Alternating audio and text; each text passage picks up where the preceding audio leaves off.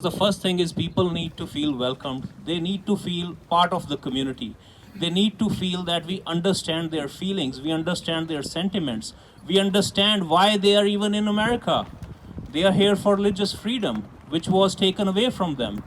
So today, this symbolic event, I think it's gonna be the part of the history, April 29th. Dear friends, I would like to extend my best wishes to everyone in the Sikh community of Connecticut as you celebrate the 554th Sikh New Year and Independence Day. For centuries, Sikhs have celebrated their religious founder, Guru Nanak, both in Punjab transnational region and around the world. I also want to honor the 239th anniversary of Sikh Flag Day, which was on March 11th.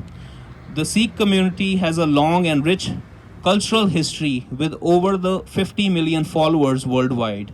Members of the Sikh faith value freedom of religion, speech, and expression while standing in solidarity with marginalized and oppressed people around the world.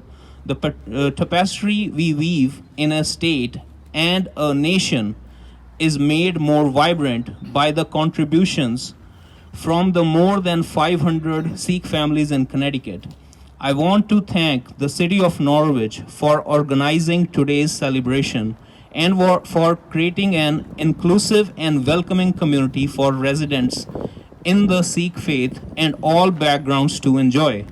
Once again, congratulations to all the Connecticut Sikhs on this 554th Sikh New Year and 239 Sikh flag raising.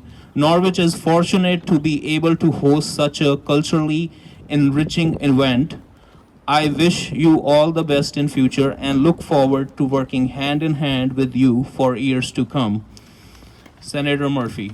Bole Sonia!